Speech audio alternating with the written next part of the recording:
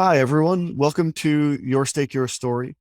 We're a video series with advisors and for advisors focused on highlighting best practices of advisors working in the ESG space. Today, I'm really excited to have Sylvia Panek here with me. Sylvia is a financial advisor at Natural Investments, LLC, and her goal is to enrich lives and bring empowerment via sustainable, responsible investments to clients concerned for people on the planet. Sylvia, really excited to have you on. Yeah, happy to be here. Thank you for inviting me, Gabe. Of course. Actually, just a quick story for the audience. Sylvia ended up has done a lot of stuff with the YourStake founders. Actually, co-ran a conference session with my co-founder Patrick Reed in the fall, focused on how to discover clients' values, and I'm sure we'll touch on that a little bit later. But glad to have you back as working with you again. I would love to start this session off by asking really about yourself. Can you tell the audience where you grew up and what was your journey into financial advising? Absolutely. I did not expect to be here when I was younger, nor when I went to college. I grew up in Chicago. I went and I decided I like to travel.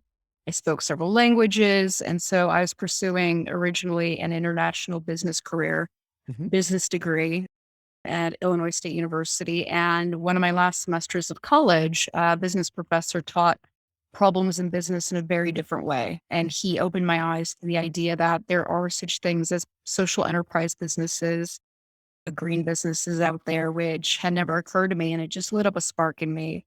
And I never really looked back. So one of the last things I did before I graduated was an internship that turned into a job in downtown Chicago for a nonprofit that helped other nonprofits be financially sustainable. Because most nonprofits tend to be started by social workers who just don't have the background accounting and finance experience. So, with that, I was introduced to community investing. And between community investing and green businesses, it all took me to Green America in Washington, D.C., where I served in their sustainable and responsible investing division. And it was just a great place to learn about various places in the green economy and trying to connect people to it and educate. But eventually I kept sticking with the financial markets and investing because that's really something that, everybody has a paycheck, everybody for the most part has money to live, and what you do with that money, what I feel that a lot of people get frustrated with is they'll be making all these big decisions in their everyday life in terms of where they purchase their food in the grocery store, or let's say buying a Prius or a Tesla or solar panels on their homes, but they then don't realize not, or they're not paying attention to, let's say, where their retirement savings are being placed. And then they're inadvertently giving money to the same companies that they were avoiding in the first place. After a few years at USSIF, the Forum for Sustainable and Responsible Investment, Mhm. I realized the favorite part of my job, what I really enjoyed doing, was talking to just everyday people and getting them to be able to transition their money. So I decided to become a financial advisor. Wow, I love to hear that. Quick follow-up question from there. Why do you think people are really focused on their purchasing decisions, but not their retirement investing decisions? Yeah. I think the investment market, the financial market is something that intimidates people and scares them. It's much easier to go to a store and purchase something that's tends to be a fairly simple transaction. Mhm. But our education system, whether even secondary and college, it doesn't tend to be a general requirement for you to understand finance and economics. So you don't learn how to deal with mortgages or loans, really, or personal finances. That's something that you're expected to learn on your own. So people go out into the world, they have this paycheck, and they're not quite sure what to do with it, and they get intimidated. So then they go to an expert such as myself, which is so that's who you have to trust for a very complex financial system. Mhm. Wow. That is a really cool journey. It seems like you really diagnosed a problem that existed, which is people being intimidated around this stuff, realize that you can help people by having these conversations, by having these discussions. Can you tell me a little bit more about that journey to getting your credentials, starting to do the advising, what firm you joined, and how that works? Mhm. Yeah, absolutely. So I also come from a family of immigrants, and this they didn't come from a country where really there was investing or that capability or that trust. And so for myself personally, I really also tried to teach myself reading on the side at home. So in some ways I was self-taught, but I also had the added benefit of through my day job, learning more about how the system works. So working at USF, the essentially trade association for financial professionals that do sustainable and responsible investing, I had this exposure to all of these financial advisors. So I took some time, networked, did some interviews, got an idea of how I should pursue this, and ended up joining a small firm based out in California and was able to study and get my initial securities licenses. But eventually they wanted me to move out to California and Chicago was home. So it didn't work out. But because I had all of these friends and colleagues and knowledge, I had some conversations, and one of them was natural investments, where I ended up landing. And I always had a great respect and admiration for them in the years that I'd worked in the industry, because I'd always seen that the people at natural investments, they would always sort of push the envelope and ask questions and that I found really insightful and interesting. And like I said, pushing the envelope, pushing against where somebody in the industry might be congratulating themselves on a certain factor. I'd always seen that they would bring up this question of, right, so this is maybe lowering carbon emissions, but how is this affecting the community members in the place that you're operating? I noticed that they really take this holistic where it's not just sustainable, but there also has to be social responsibility in tandem. They don't want just like one or the other. They want this entire application to be done with this lens of really trying to do less harm and improve lives on every level and every scale. So I was lucky that they had room to bring me on. And that was about 4 or 5 years ago now. And ever since then, it's just been a really great journey with That's them here. amazing. So you were doing ESG basically from the start. Mhm. Yeah. I had the privilege of being exposed to it. And then it just rolled into just being the focus of my career, of my entire career until I became an actual advisor myself. That's amazing. And could you share a little bit more about kind of what steps you take to serve your clients' ESG needs? Are people coming in just looking for a financial advisor and then you're bringing ESG to them? Are they finding you with a specific ESG goal in mind and then you're helping to work that out and clarify it in their minds? What would you say are some of the biggest problems that you have to help people solve when you're starting those conversations? Great. So I'll say that I am very lucky that just by our name and our website, Natural Investments, people who find us, who find me online, let's say, it's very obvious what we do from the very beginning. So it's practically never happens that I talk to someone who doesn't want sustainable and socially responsible investing, Mhm. first off. But the biggest challenge that I have for clients is oftentimes they'll come, and when I go into what their options are based on their income, their stage in life, whatever the situation may be, when we start looking into, and if I have to keep them in the publicly traded space, mutual funds and ETFs, they, and if they look under the hood, they'll be like, I don't understand why I'm still being invested in like Microsoft or something like that, where they may have issues with it. And it's an education process to explain that the publicly traded market was really built off of 19th, 20th century mentality, where really it was just make the money, be as profitable as you can, be as successful as you can. Hmm. And it really only is, I'd say, the advent of the internet, where people became much more aware of their impact and what's happening and all these negative externalities that can come from mining natural resources overseas or sweatshop labor, that they said, I don't want this. And so it's still relatively nascent and just growing in this collective society's consciousness, and the market has not quite caught up yet. It is catching up.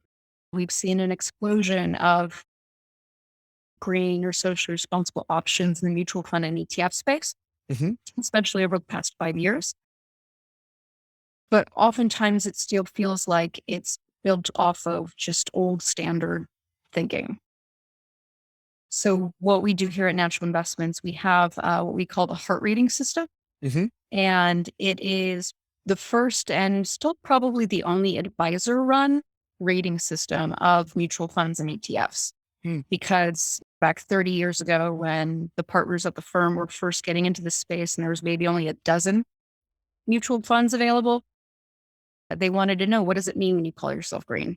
So Hmm. they developed a questionnaire and a methodology, and it mimics the Morningstar 5-star system, except we expressly look just at the ESG impact, Hmm. shareholder advocacy, and community investing. Hmm. And we try to assess and we interview them. We interview portfolio managers. How are you selecting these companies to put them in? And not only that, how are you encouraging them to do better? Do you file resolutions, ESG resolutions at the annual meeting? And if you don't file, then how do you vote your proxies, which are publicly available when we search those and we do research? Hmm. Just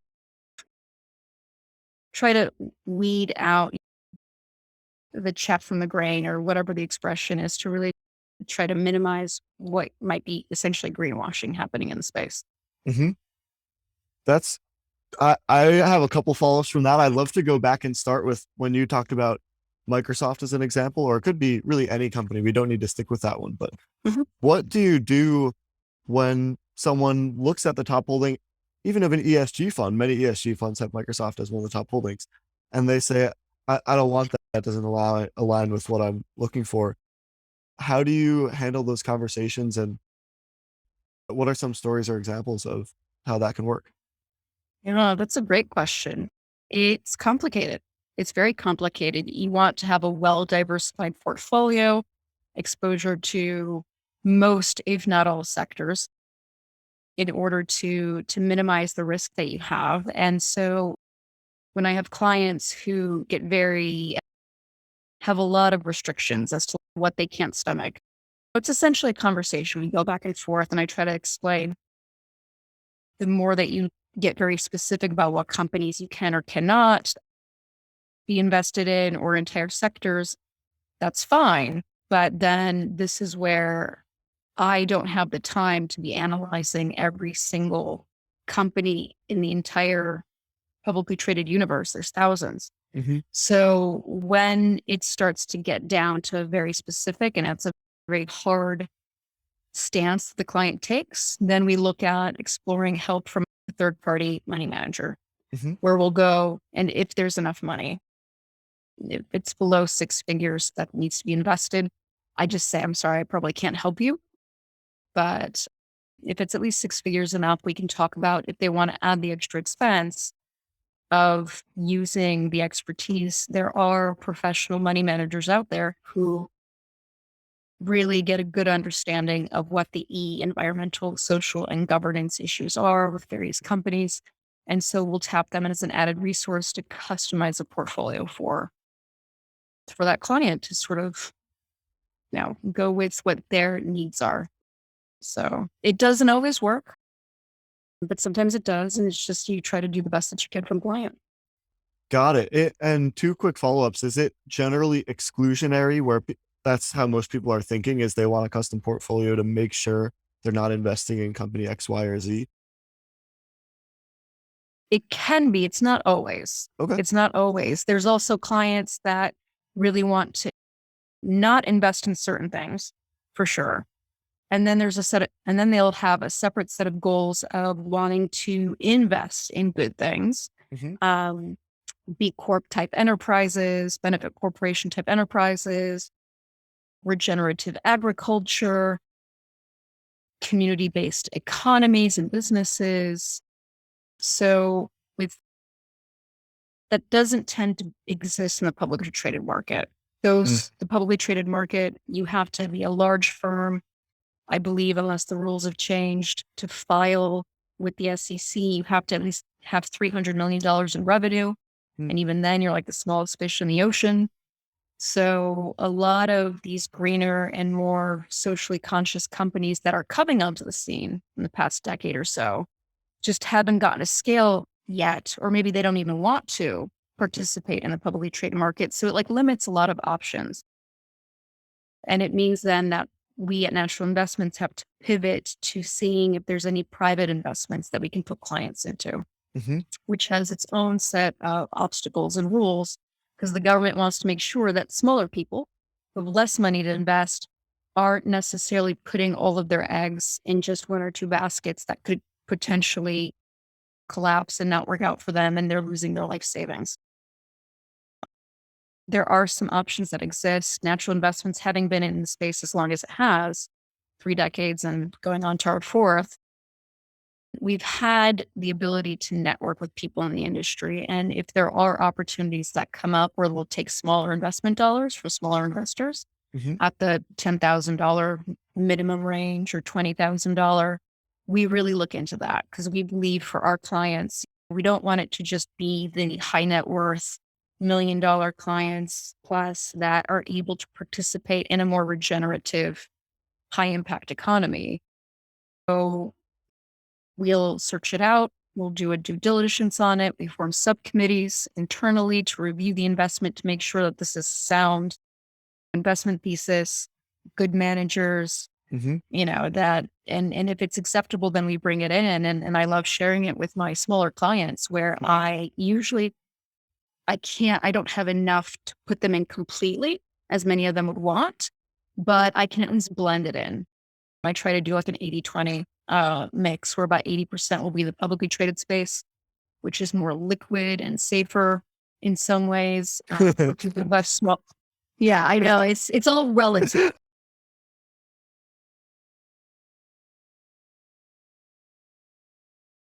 And I'll try to blend in some more private options that really look at, like I said, the renewable energy or regenerative agriculture or co-op systems and infrastructures, local economies.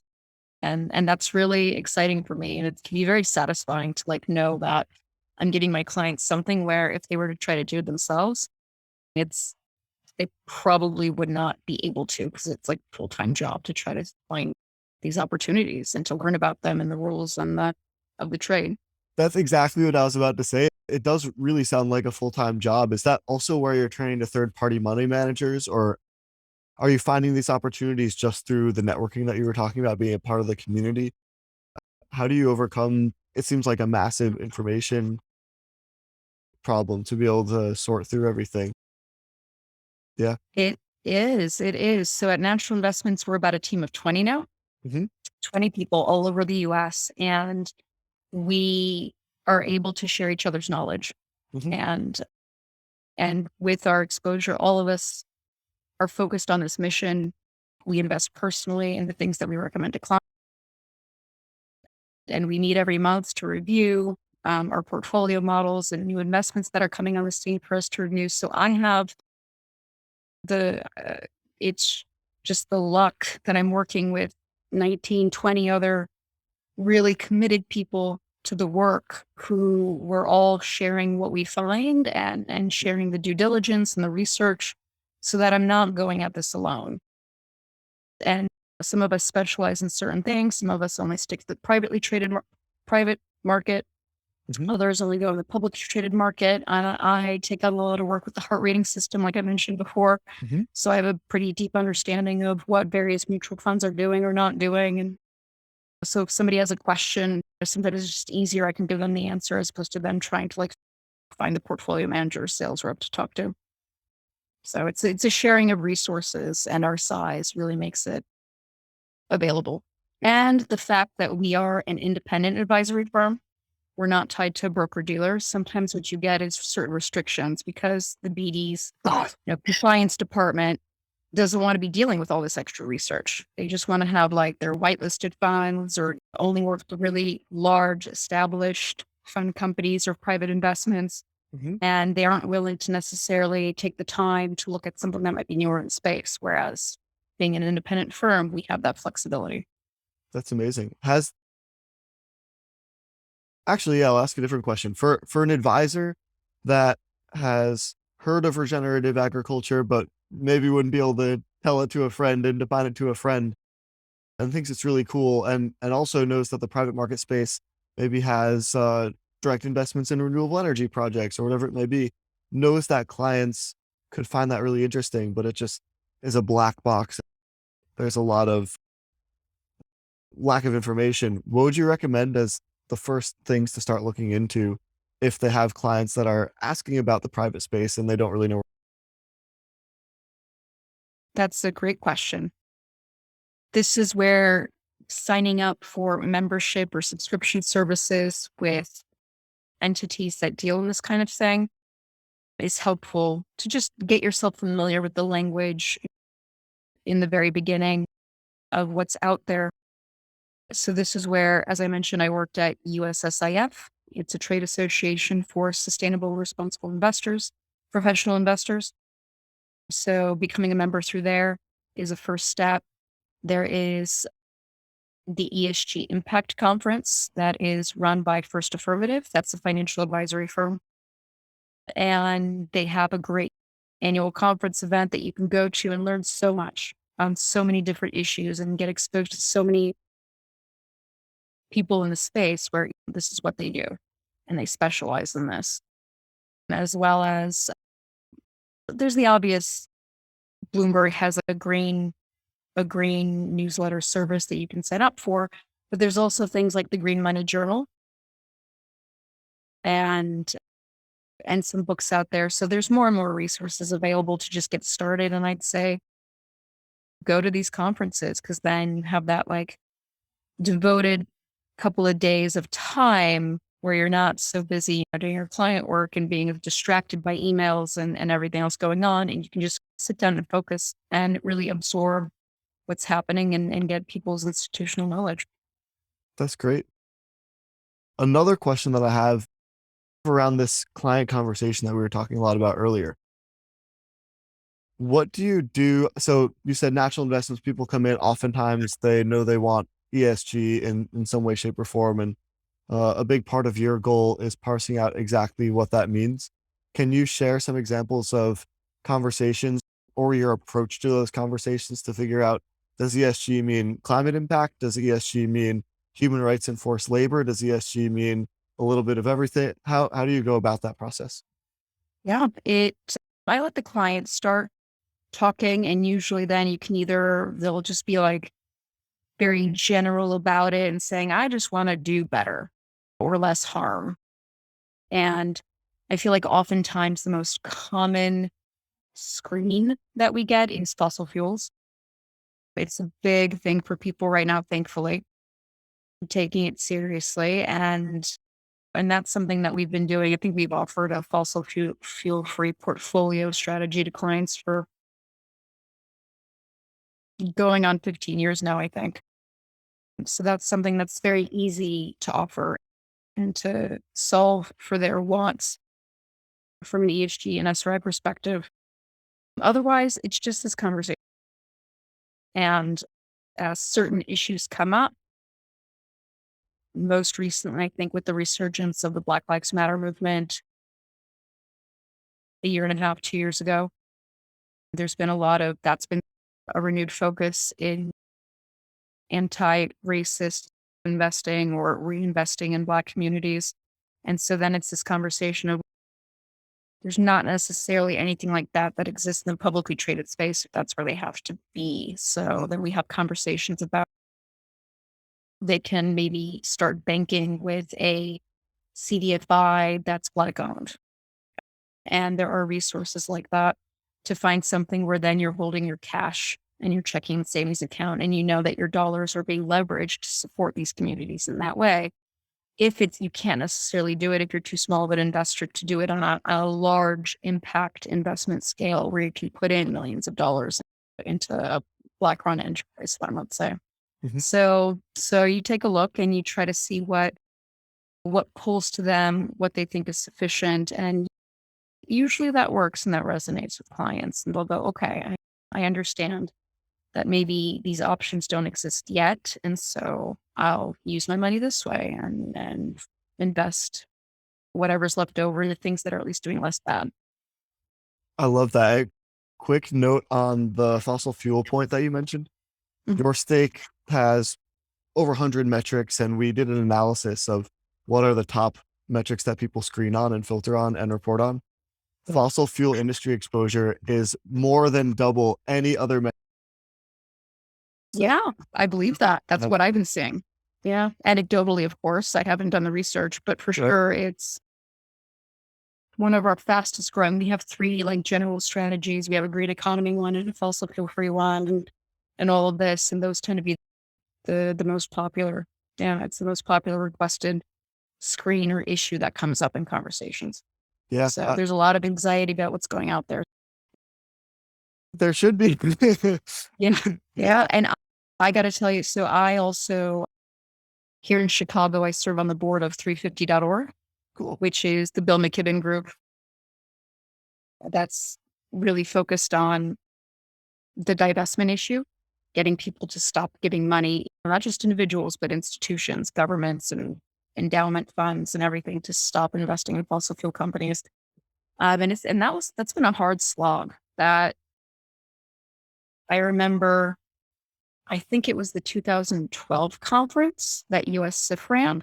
And I think Bill McKibben was the keynote speaker there. So I'm in the back of the room in this ballroom setting with hundreds of people that are from like Goldman Sachs down to a small advisory firm out in like New Mexico.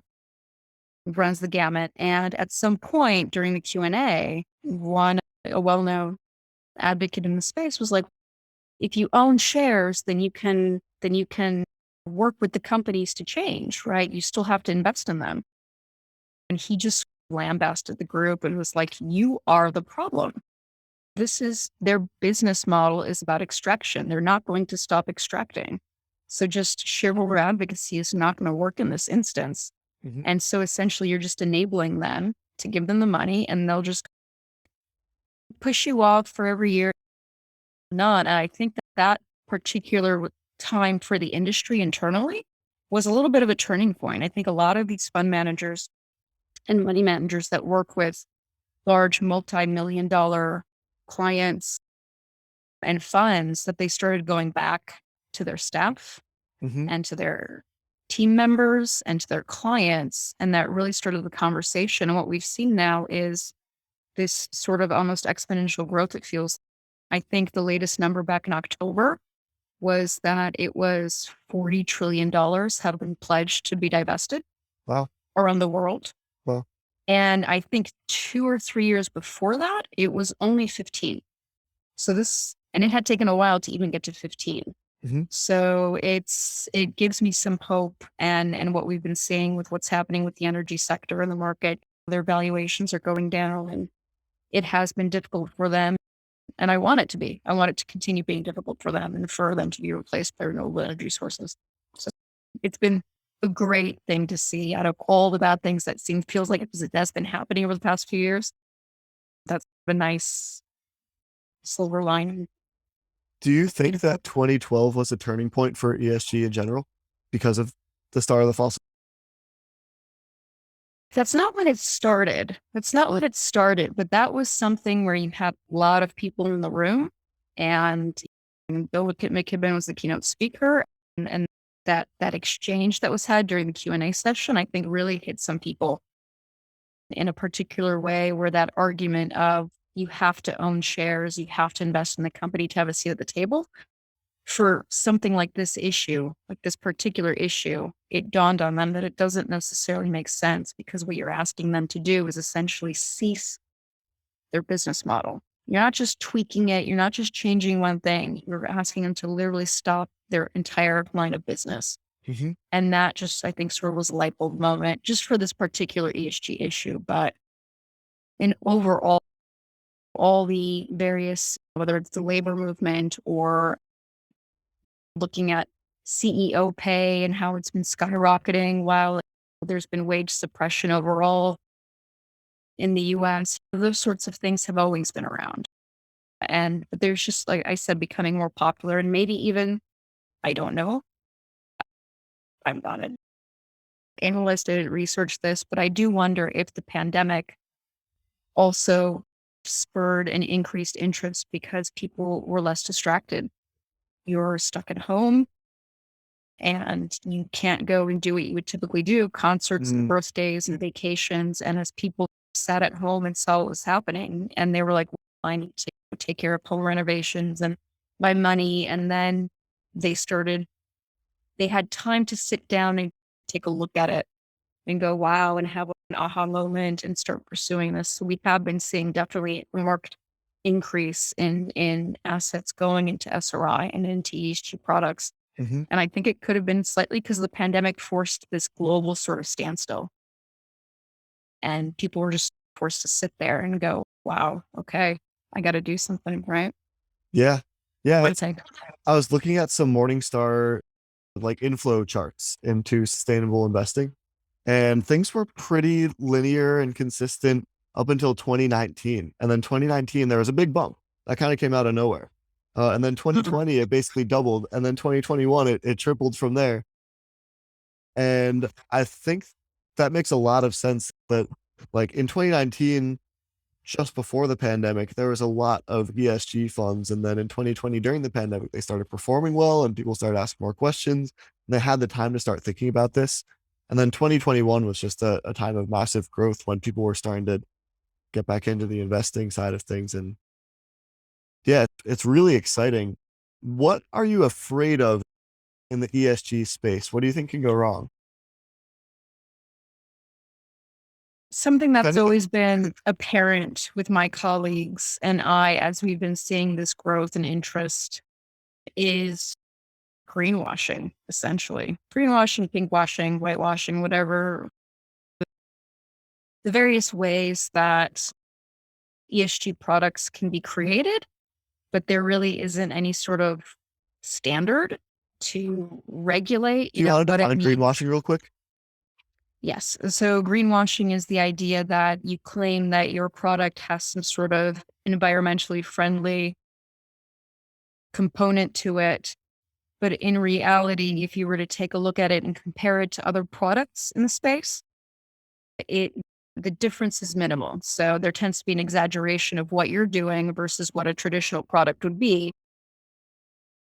You'll have a client who doesn't know how to look under the hood and really investigate what a fund, mutual fund, or an ETF might be doing and or how they're doing it. And what you're getting is just more of the same, more of the business as usual, clothed in this green outfit. So this is where, as I mentioned with our heart rating earlier, what we try to really do is see who actually really is looking at this in a very in-depth way, and as opposed to just putting on this glossy veneer of ESG criteria being used in the investment process. Hmm. So are you getting a lot of questions from clients about that, or that's just something that you know is an important thing and you're taking the initiative on that? Both. Most clients, when they come, don't understand the kind of greenwashing that can be happening. So there's obviously a component there where I sit down and I talk to them about it. And even some of the highest rated ESG funds that we have out there on our heart rating system and that we invest in, it's never going to feel perfect for a lot of clients. There might be something in there that this just, but as I mentioned, it's just difficult to customize portfolios, gets too expensive and cost prohibitive. So you try to find that blend. But for us, really, and it would make my job easier putting funds through our heart rating process if I knew that there was some standard. And so I do feel encouraged. I think it was 2 years ago with the new administration, with the election. So no, actually it would have been last year, wouldn't it? The SEC announced they're putting together a committee or a commission to look at ESG labeling. What does that mean? Now, it's a government entity, so it may take some time before there's anything really put out there or any sort of regulation of the space. But I think it has put fund managers on alert. Realize that you can't just say anything that you want anymore. You actually have to, they'll probably be looking at you and you have to prove that you are pursuing something that is really going to be, compared to a traditional product, more effective and impactful. And what was the other thing? Morningstar, right? Morningstar, I think just like last week announced that it's changing its description as well. And I think like over 1,000 funds were taken off of their sustainable list. So they're also getting a bit more rigorous with how that label can be applied to a fund. Like just saying you're an ESG fund is not going to cut it anymore. That gives me hope that there's going to be a bit more rigor in the data and in the process. That's really, I actually hadn't seen that, so I'll have to check that out right after this. I'll send you an email. Sure. And I also, so that brings us pretty close to an issue and a question that's very near and dear to our hearts at YourStake, which is if people are thinking about greenwashing and there's this concern around it and you have funds that are passing your screens, how do you communicate to a client the impact of what they're actually doing? Or how do you communicate to a client? And I think it's different in the private markets versus the public markets. So maybe you can take those separately, but how do you communicate, hey, we have aligned your investments with your values? What do those conversations look like? How do you do that well? And you do that well. So I'm really excited to ask you that. Yeah. Obviously, like YourStake, we've used your services, and that can be a very quick comparison where you take what they're invested in now and what we could propose to invest them in, and you get an idea of like where are things slightly better or worse. Less investments in guns and military weapons defense, let's say, or whatever might be out there. That is essentially one way. Another way is since I do this on a regular basis, I can pull up the proxy voting report. And it's not like I force the client to really look at it, but I can then highlight all of these areas where they're currently invested. They might be just blanket across the board voting against everything that might be proposed from an ESG shareholder proposal and the funds that we use. And because this is where I think the differentiation is coming. Since there's such a saturation now in the market of ESG green funds, when you start looking at shareholder proxy voting, shareholder advocacy, this is where the differentiation starts to come. And a lot of these big names, new actors in the field, have not gotten to that point yet. So that's usually the easiest way for me to show how one fund that has ESG screens is different from another is based on then how they vote. Interesting. On Do certain people issues get that come that? up. Do people get that immediately? Do they understand, hey, you're voting in alignment with whatever's going on? Or that's something that Yes, it tends to be something that they haven't learned of. If they've been reading about it and they come to us because they have an idea of what SRI investing is or ESG investing is, they usually don't understand about the shareholder power, shareholder advocacy work. And so that tends to be an eye-opening sort of experience for them that I can share with. And the record is there, right? This isn't just hearsay where I'm saying they're not doing X, Y, and Z. And there's been instances where I'll interview a fund company. It was a company and they had two different, one was just like a general ESG fund and a catch-all responsible leaders fund or whatever. And another one was a women's leadership fund. And what was interesting is that they actually had their proxy voting record on gender pay disparity reports. That tends to be a pretty common shareholder proposal where you're asking for the company to analyze and to produce a report showing how women are paid at the company versus men. Mm-hmm. And at the women's fund, they did vote for. They were showing that they're supporting it. So that was good. But when you looked at their overall ESG fund, they always voted against it. And so we did have to have a conversation of like, why is this acceptable? So How you is reach out this? to the Yes. So with this heart rating system that we have for our clients, we don't use anything that hasn't gone through our heart rating system. Like we really want to understand how this fund is managed, how it's constructed, how it's invested going forward. And so the part of the process is as these new funds are coming to the space, we're taking a look at them. And so and since I work on the heart rating team, I did have to have this interesting conversation last year where I was like, okay, explain to me how this works. Explain to me how you vote for it in this fund, which makes sense. It's a women's leadership fund. And then you have a general ESG fund and you vote always against it. Mhm. And so essentially you're also you're nullifying the work that you're doing between Yeah, the two funds. How does that and let me the just explanation say, makes sense. no, it was a very okay. We'll get back to you on that one.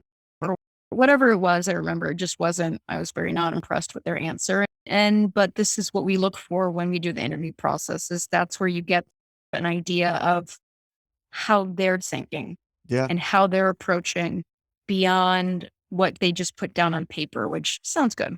They're always going to yeah. make it sound better than it is. And it's when you can interrogate them a little bit more, this is where you start getting, okay.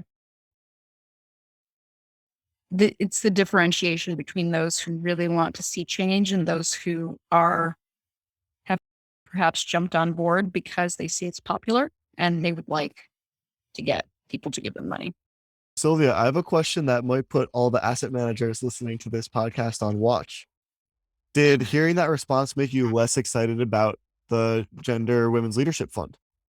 Because you know that they're not doing this in their general overall ESG. Does that make you less excited about just them as a manager? Or is it, hey, we're in this fund, our clients' dollars are being voted in the right way, and that's what we need? I don't know what the answer is. I'd love to hear your thoughts. No, absolutely. In natural investments, my colleagues and I, we have I think, pretty high standards Mhm. for what we want to see. And seeing something like that example, it leaves a bad taste in your mouth because you're like, if I caught you on that, like what other issues are you also, it's not double speak. Now you're jumping between worlds and trying, and it's not a genuine approach, in my opinion. So then we wouldn't put it on our list of consideration, but we still rate it and give them points based on their answers and put it up on our website because it's also meant to be just a publicly available resource. We have all this research and this information, and so we make it available for anybody who, let's say, doesn't have enough money to use us, and or people who prefer to do their investments themselves, but don't really understand the ESG SRI aspect. And so they can just look at our website and get an idea of what our opinion is of how the fund actually approaches sustainable and socially responsible investing versus their peers. Amazing. So we only have a couple minutes left. I would love for you to share your thoughts on the future of ESG. Where do you think it's headed? And any other things that you wanted to cover that we missed? The future of ESG. Well, of course, I want to see a day where where this is like the norm and it's not even a label, but I think it's not necessarily going to happen in my lifetime. That's okay because I'm seeing improvements still happening. I would like to see more local economy opportunities available and open, which I understand is difficult because there's a lot of regulation and laws between state laws, not just federal, when it comes to putting together products for everyday average Americans. And this is what I'm talking about is the democratization of access to a regenerative economy Mhm. for the average American is really difficult, like I said. And so this is where I'm hoping that there will be people with money who will put together a fund and they're willing to cover that expense up front in order to then just make something that's really greener, really more community oriented and socially responsible, available, just the average everyday investor for them to be able to participate in and see more community-oriented projects and businesses, small businesses being supported in our economy. And so that's what I'm hoping for. And that's what I'm looking forward to seeing happen. So Fantastic. hopefully this podcast will do that and people will hear it and They'll see the demand. They'll create the products. They'll do the things. exactly. Make it happen. Hey, thank you so much for joining this podcast. I hope you had a good time. I did. Loved sharing my story, and I'd love to hear who else you interview. So I'm looking forward to listening to the podcast in the future. That's great. Thanks so much, Sylvia. Have a great one. You too, Gabe. Take care.